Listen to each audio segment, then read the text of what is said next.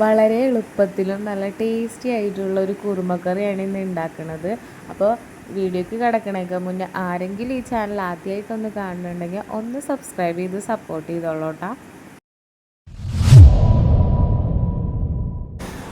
അപ്പോൾ അതിനായിട്ട് green beans നല്ല പോലെ കഴുകി വൃത്തിയാക്കിയതിന് ശേഷം കുക്കറിലൊരു 3 വിസിലാണ് ഇവിടെ അടിച്ചത്.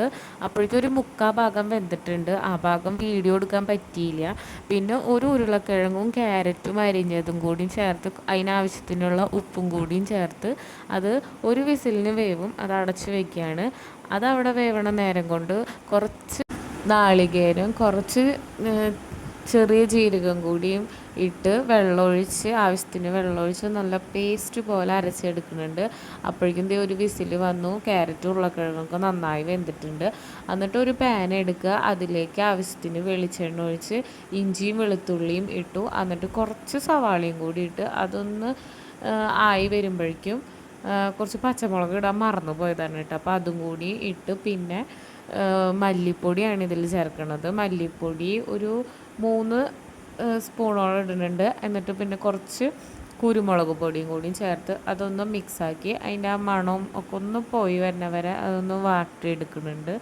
എന്നിട്ട് നമ്മൾ മാറ്റി വെച്ചിട്ടുള്ള ഈ ഗ്രീൻ ബീൻസും അതൊക്കെ കൂടി ഇതിലേക്ക് ഒഴിക്കുകയാണ്. എന്നിട്ട് ഗ്രീൻ ബീൻസ് ഒന്ന് ഉടച്ചു കൊടുക്കുന്നുണ്ട്. അപ്പോഴാണ് നന്നായി കറി കുറുകി വരിക. അപ്പോൾ അതൊന്ന് തിളച്ച് വന്നപ്പോൾ അതിലേക്ക് ഈ മിക്സും കൂടിയും ചേർത്ത്, നാളികേരത്തിൻ്റെ മിക്സും കൂടിയും ചേർത്ത് നന്നായി മിക്സ് ചെയ്യാണ്. അപ്പോൾ കറി ഇവിടെ ഇത്രയേ ഉള്ളൂ, റെഡി ആയി കഴിഞ്ഞു. നല്ല എളുപ്പമാണ്, നല്ല ടേസ്റ്റുമാണ്.